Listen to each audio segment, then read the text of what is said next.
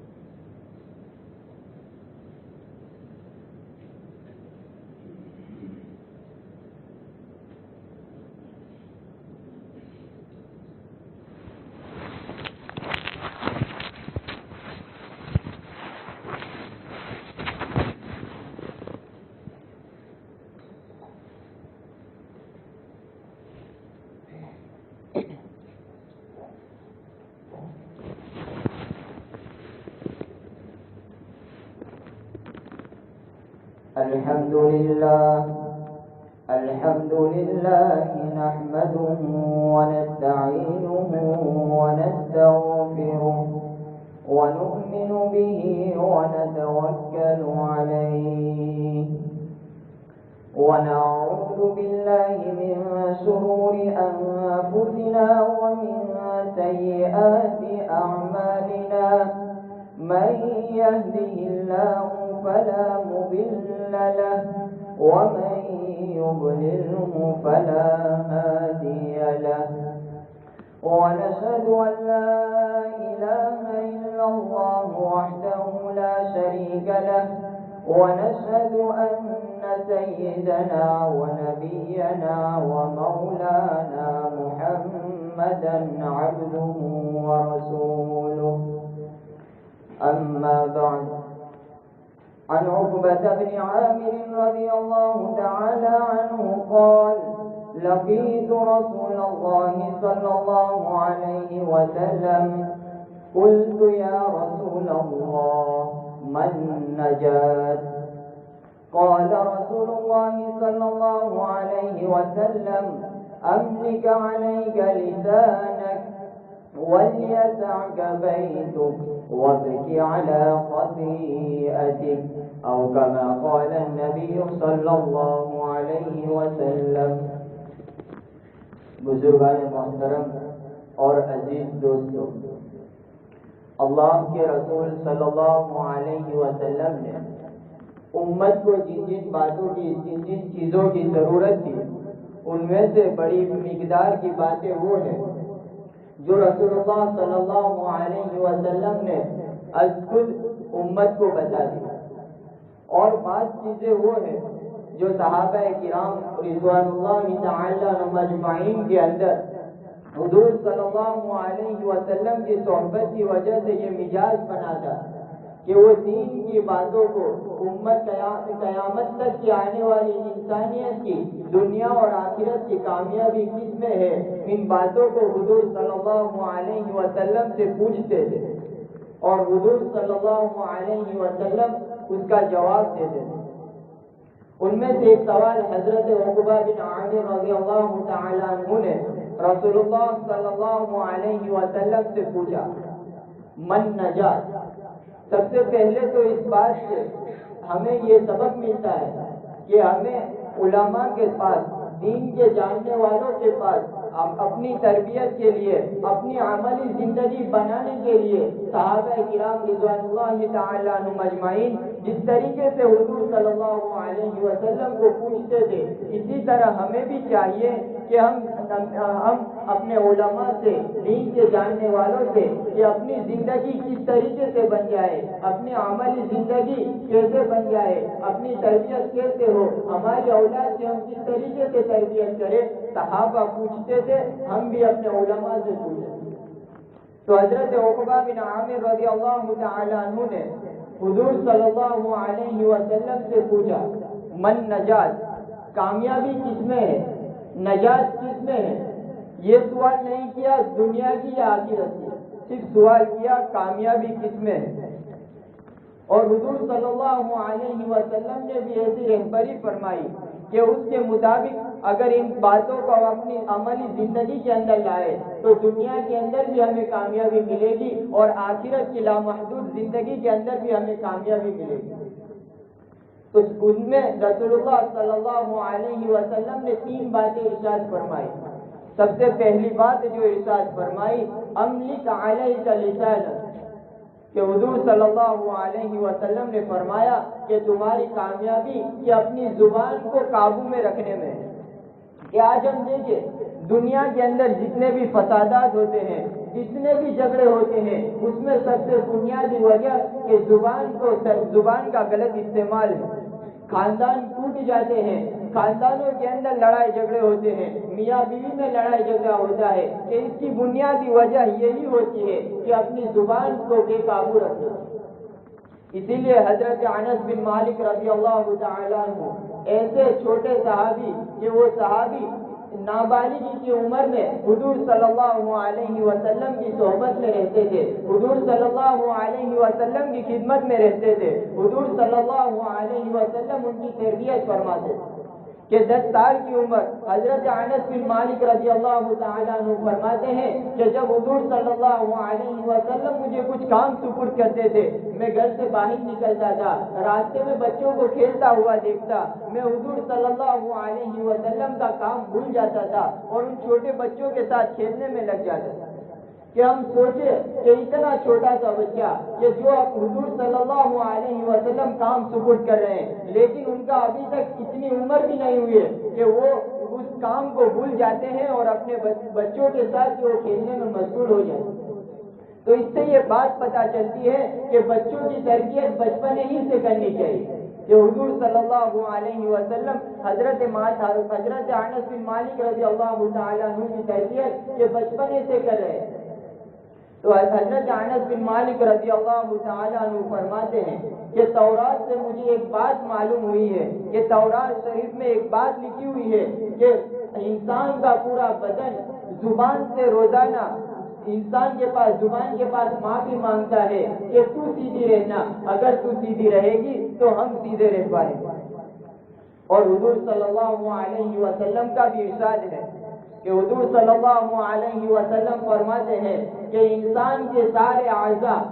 سر سے لے کر پیر تک سارے اعضاء روزانہ 2 مرتبہ زبان کے سامنے ہاتھ جوڑ کر معافی مانگتے ہیں، زبان سے کہتے ہیں کہ تو سیدھی رہنا، اگر تو سیدھی رہے گی تو ہم سیدھے رہ پائیں گے، اگر تو سیدھی نہیں رہے گی تو بچ جائے گی لیکن مار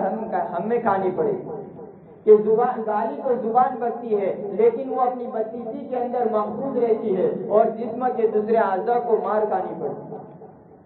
تو میرے دوستو ہمیں چاہیے کہ یہ بنیادی چیز ہے اپنی نجات کے لیے، اگر اس چیز کو ہم اپنی زندگی میں اپنائیں کہ اپنی زبان کو قابو میں رکھے، اپنی زبان کو صحیح جگہ استعمال کرے، غلط جگہ استعمال کرنے سے اپنی زبان کو بچائے، تو ضرور دنیا کے اندر بھی ہمیں کامیابی ملے گی۔ کہ دنیا میں جب ہم کم بولیں گے تو کوئی جھگڑا نہیں ہوگا، جتنی چیزیں ضروری ہے اتنی بات کہے، اس سے زیادہ نہ کرے۔ اسی لیے ہم حضرت مفتی احمد صاحب خانپوری دامت برکاتہ کی خدمت میں اگر کبھی کوئی جانا ہو تو آپ دیکھیں کہ ان کے گھر پر ملاقات کے لیے لوگ جاتے ہیں تو مفتی صاحب بس خاموشی سے بیٹھے رہتے ہیں، لوگ جا کر بیٹھتے ہیں، مفتی صاحب اپنے معمول کے اندر مشغول رہتے ہیں۔ اگر کسی نے کوئی سوال کیا اسے جواب دیا، پھر اپنے ذکر کے اندر شروع ہو جاتے، اپنا ذکر چالو کر دیتے۔ تو میرے دوست یہ باتیں ہمیں اپنی زندگی کے اندر لانی چاہیے کہ اپنی زندگی کے اندر کہ ہم اپنی زبان کا صحیح استعمال کریں، اپنی زبان کو قابو میں رکھیں۔ حضور صلی اللہ علیہ وسلم کا ارشاد ہے کہ انسان اپنی زبان سے 22 مرتبہ ایسی بات بول جاتا ہے کہ وہ تو اسے کچھ سمجھتا نہیں، وہ تو اسے معمولی بات سمجھتا ہے، لیکن وہ اللہ تبارک و تعالیٰ کے دربار میں مقبول ہو جاتی ہے اور اس کی وجہ سے اس میں جنت میں بڑے بڑے درجات حاصل ہوتے ہیں۔ اور کبھی انسان اپنی زبان سے ایسا لفظ بول جاتا ہے کہ وہ تو اسے کچھ نہیں سمجھتا، لیکن وہ اللہ کے دربار میں اللہ کے دربار میں کہ وہ بات کہ اسے جہنم کے نچلے درجوں کے اندر یہ چھوٹی سی بات اسے پہنچا دیتی ہے۔ اسی لیے میرے دوستو، یہ دنیا کے اندر ہم دیکھیں گے جس گھر کے اندر بھی لڑائی جھگڑا ہوگا تو اس کے اندر جھگڑے کی بنیادی وجہ یہی ہوگی، اکثر مکانات کے اندر کہ جھگڑے کی بنیادی وجہ کہ گھر میں سے کسی ایک انسان کی زبان کا غلط استعمال، زبان کا زیادہ چلنا، کہ جس کی وجہ سے یہ لڑائی جھگڑے ہوتے ہیں۔ تو میرے دوستو، یہ چیزیں ہمیں اپنی زندگی کے اندر لانی چاہیے کہ اپنی زبان سے کبھی ہم جھوٹ نہ بولے، اپنی زبان سے گالی نہ بکے، اپنی زبان کا صحیح استعمال کرے، قرآن کی تلاوت کرے اور نہ بولے۔ اسی لیے تو ایک پہلی بھی ہے کہ بولو سوچ کے بولو، پہلے سوچو پھر بولو، کہ انسان جب سوچے گا کہ میں یہ بات کہوں گا تو اس سے مجھے فائدہ ہے یا نہیں، بغیر فائدے کی بات انسان کو چاہیے کہ وہ نہ بولے۔ اس لیے کہ ہماری زندگی کا ایک ایک کلام، ایک ایک لفظ جو ہم بولتے ہیں اس کے بارے میں ہمیں کل قیامت کے دن حساب دینا ہے۔ ہم جانتے ہی نہیں، کئی مرتبہ ہم اپنی زبان سے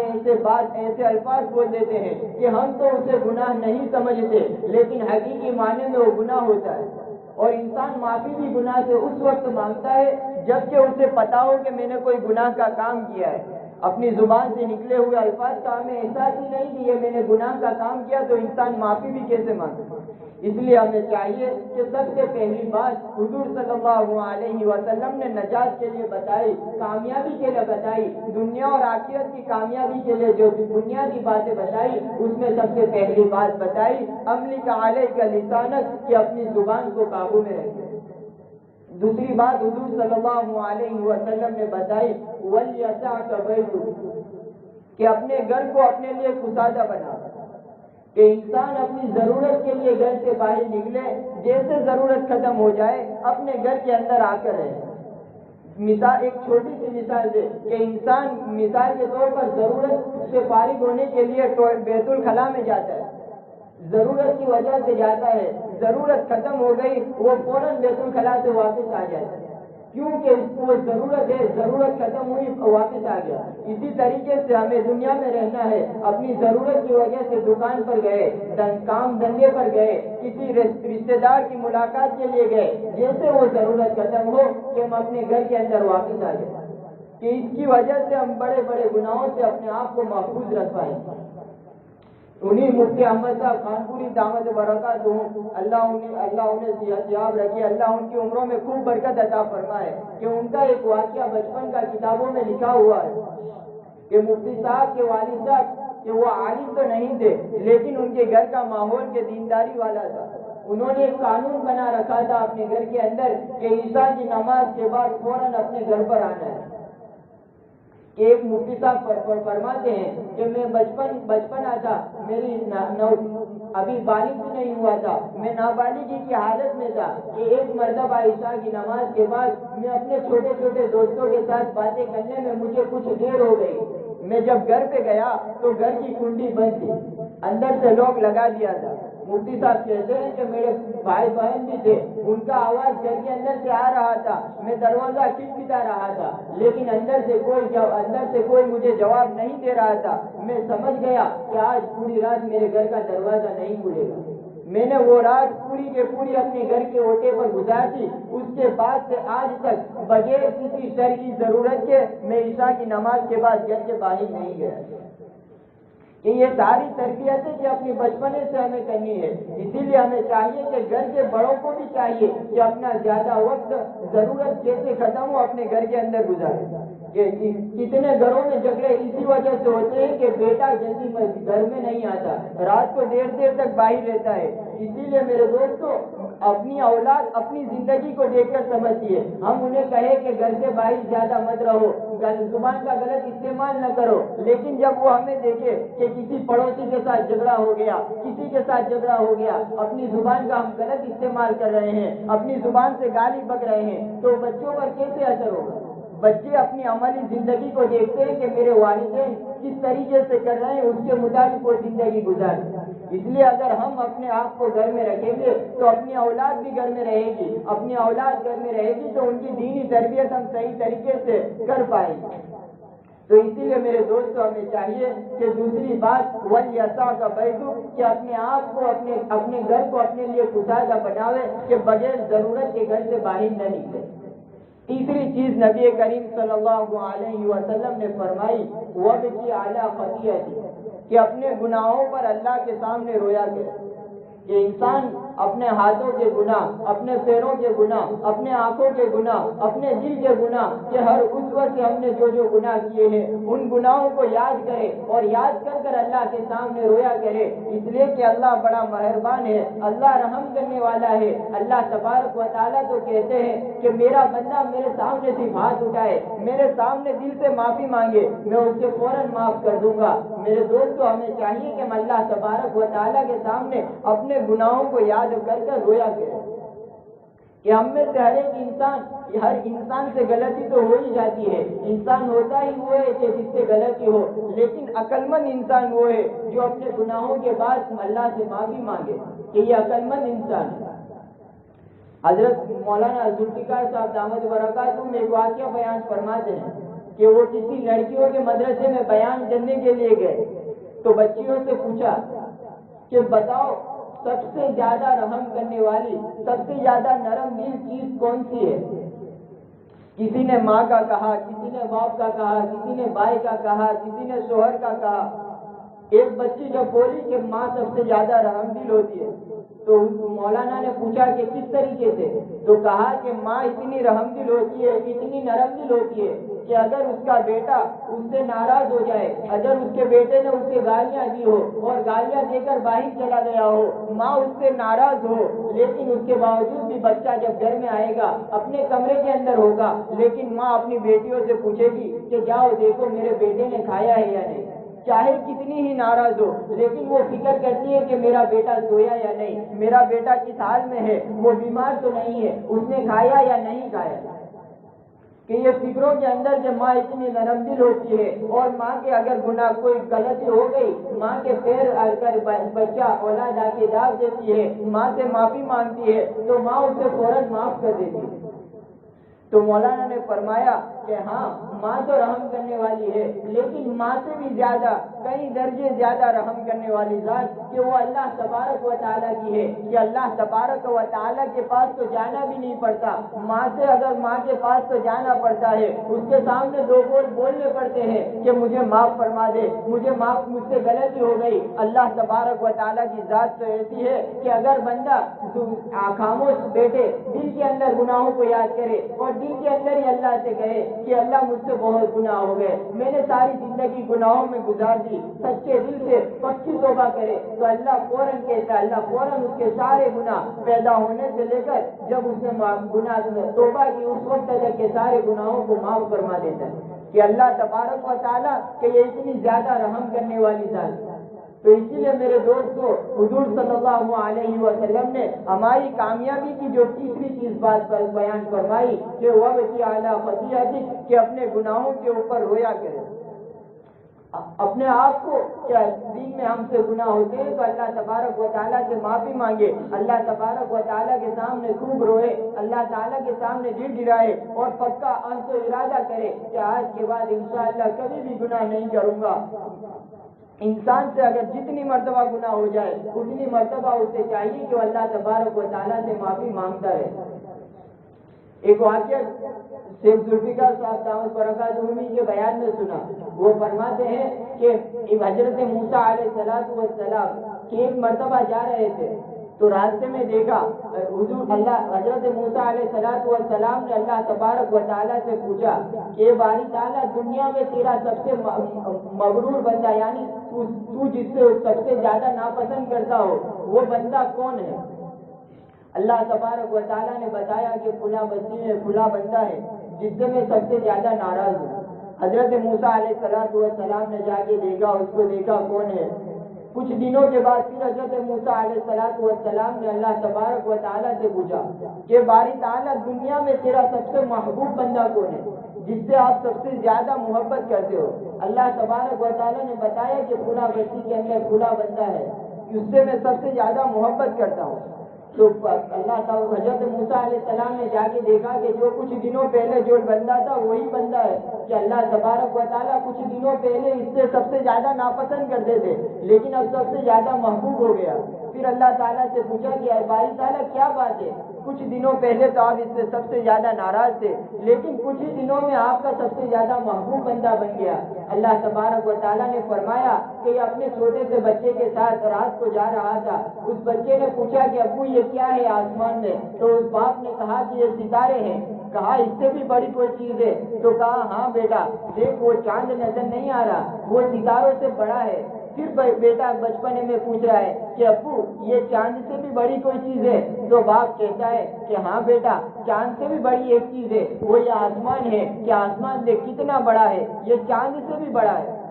تو پھر وہ بچہ پوچھتا ہے کہ ابو چاند سے بھی بڑی کوئی چیز ہے؟ تو وہ باپ کہتا ہے ہاں چاند سے بھی بڑی چیز ہے، وہ اللہ تبارک و تعالیٰ کا عرش ہے.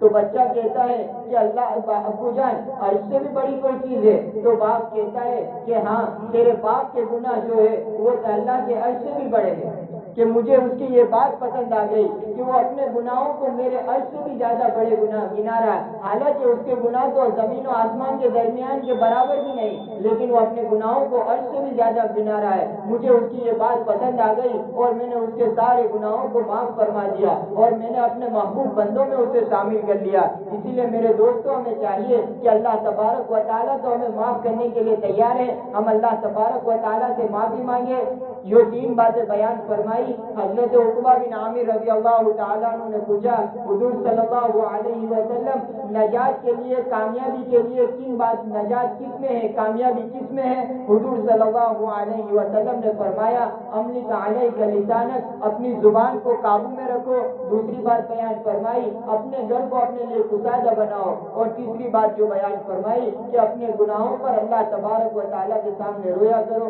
اللہ تبارک و تعالیٰ ہمیں ان باتوں پر عمل کرنے کی توفیق عطا فرمائے.